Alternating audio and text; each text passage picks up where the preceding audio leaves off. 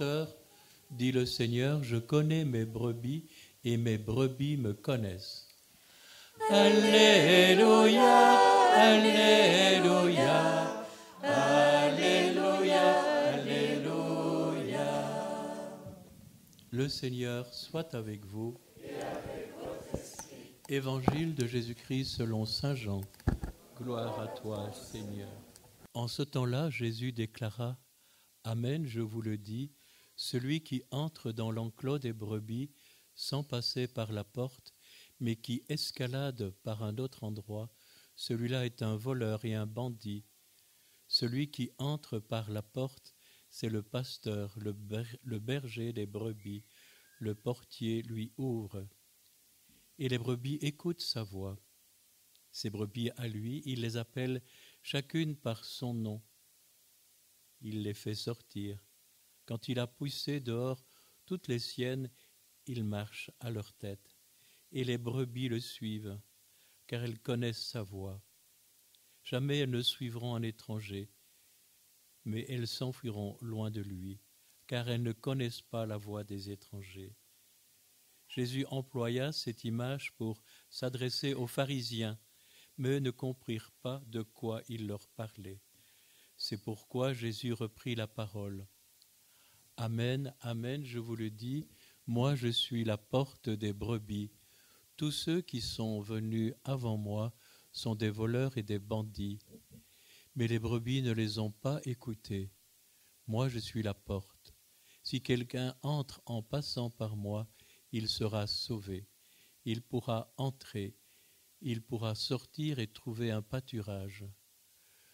Le voleur ne vient que pour voler, égorger, faire périr. Moi je suis venu pour que les brebis aient la vie, et la vie en abondance. Acclamons la parole du Seigneur. Louange à toi, Seigneur Jésus. Que c'est beau, une porte, une belle porte, la porte de votre maison. Quand on construit une maison, on dit quelle porte on va prendre. J'essaie de me souvenir comment on dit la porte en flamand. Une deur, une moille deur. C'est ça, voilà. Vous voyez, c'était pas prévu dans mon... Mais comme je vois qu'il y a aussi tous des amis de Flandre à travers les familles, une moille d'or. Magnifique, d'or. Voilà. J'ai jamais été très doué dans tout cela, mais c'est très bien. Bon, il y a des frères qui sont là. Alors, moi-même, quand je vais bénir une maison, j'aime bénir la porte car il faut savoir l'ouvrir. Et il faut savoir aussi la fermer pour accueillir, pour bien accueillir. Quand un papa ou une maman revient du travail, quelle joie de pousser la porte. C'est vraiment quelque chose de commun, mais ça reste quelque chose de magnifique de voir les enfants courir à la rencontre. Donc une porte, c'est pas banal. Une belle porte. Dans l'évangile d'aujourd'hui, il y a une porte à traverser pour entrer dans la bergerie de Dieu. Et vous êtes dans cette bergerie où les portes ne sont pas difficiles à franchir, il y en a dans tous les coins. Et vous êtes ici tous les agneaux.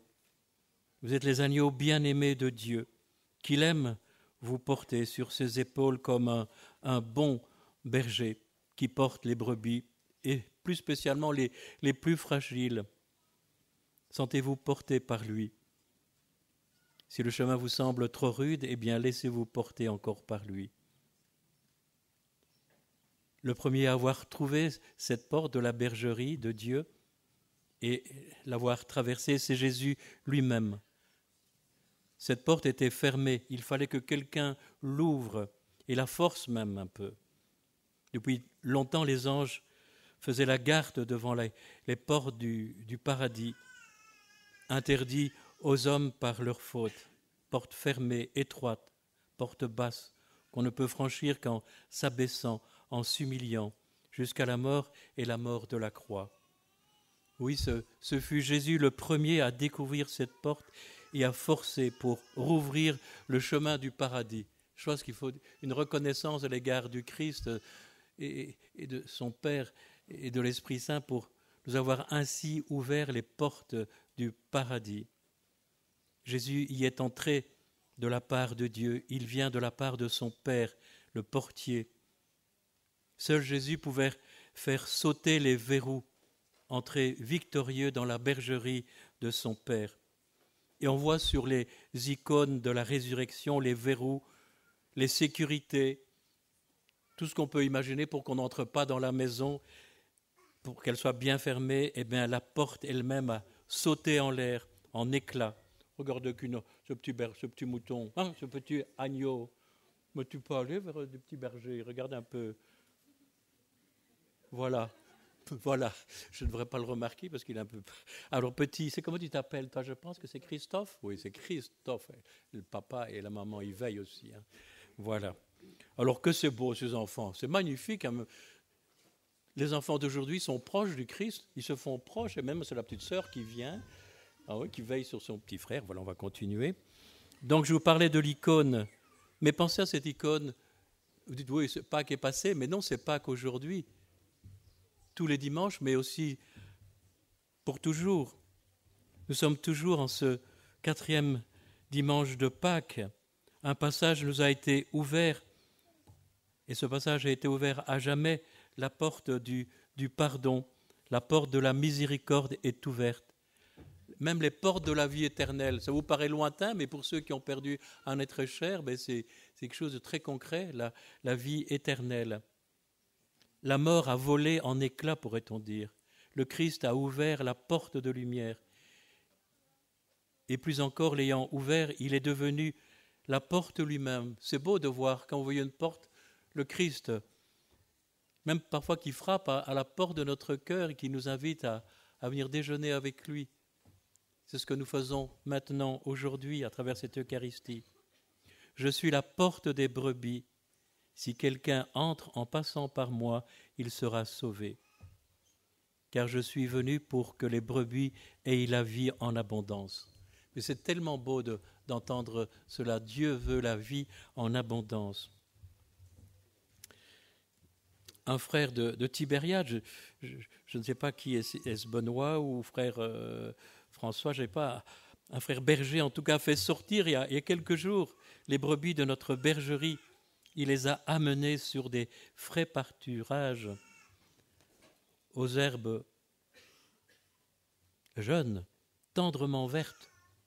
C'est tellement beau de voir les brebis quand elles sortent dans ce pâturage et qu'elles se mettent à sauter avec les agneaux. C'est superbe.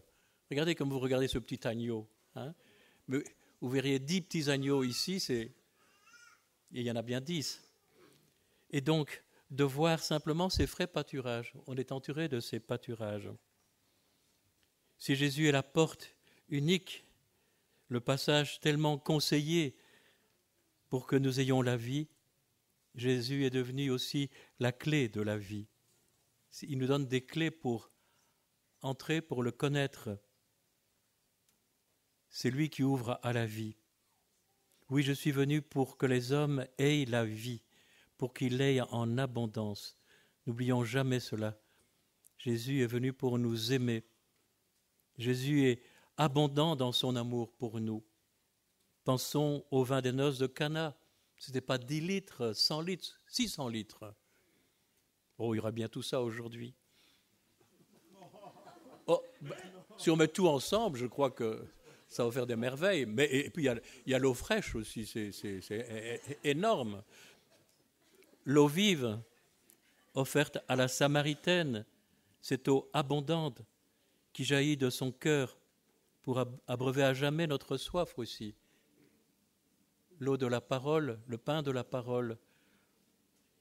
Jésus qui multiplie en abondance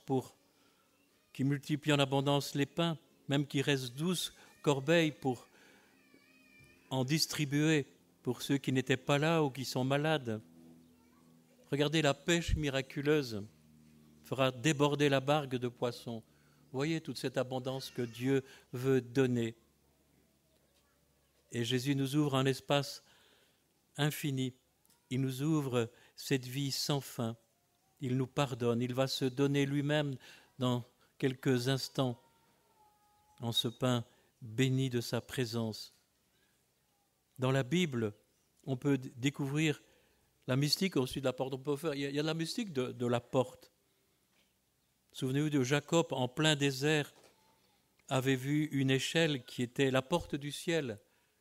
La porte du ciel, c'est aussi la croix. Le Christ en est ressuscité. La croix nous a ouvert les portes du ciel.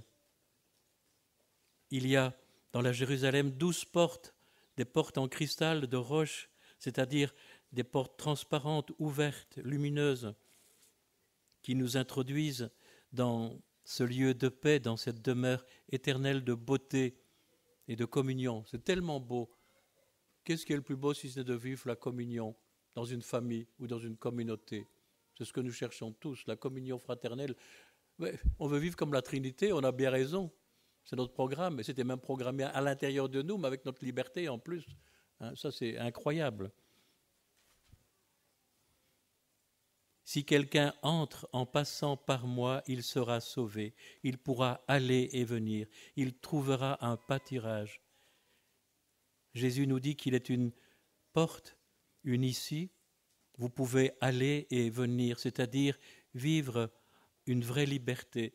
Dieu ne nous impose pas à manger de son herbe, il veut simplement que nous puissions être libres d'aller ruminer sa parole, de nous laisser transformer par son Esprit Saint ou par, je dirais, la vie, que les autres nous enseignent. Donc, je dirais, trouver un pâturage est une image de vie et de fraîcheur, de prairies baignées de soleil. Jésus nous ouvre un espace. Et cette porte ne s'ouvre pas seulement au dernier jour, à celui de la mort, mais aujourd'hui, déjà, Jésus nous ouvre un espace de vie évangélique. Il nous ouvre à un appel à aimer à sa manière. Aimez-vous les uns les autres. Je dirais, c'est une phrase que notre maman disait souvent, puisqu'elle est au ciel avec mon papa. Je dirais, aimez-vous les uns les autres. On était à Ouid, il y avait de quoi de s'aimer, il y avait de quoi de temps en temps de se disputer aussi. Mais c'est vrai, aimer à la manière du Christ. Les brebis à lui, il les appelle chacune par son nom. Alors c'est tellement beau d'entendre son nom. Allez, quand je dis Françoise, François, directement, Florence, Frère Vitotas, Berthe, Gaëtan, je ne vais pas citer tout le monde, mais directement quand on entend le nom, Marie, Madeleine qui va au tombeau, et puis elle prend Jésus, c'est tellement beau pour un jardinier, je trouve que c'est une belle image, je dis jardinier, et puis Jésus qui dit Marie, Rabouni, c'est comme ça. Mais le Seigneur nous appelle aussi, chacun avec notre nom propre. Et c'est beau de voir que Jésus marche à notre tête, c'est lui le pasteur.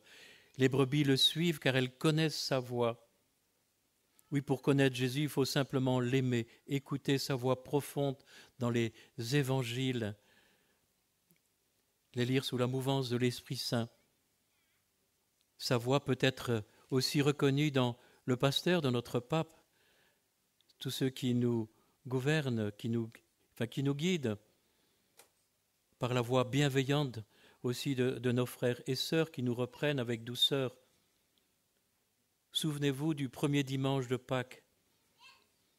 Je dirais que c'était Jésus qui nous avons vécu comme des choses superbes ce premier dimanche de Pâques, mais nous pouvons aussi croître, je dirais, dans cette découverte du Christ ressuscité, mort d'amour et ressuscité.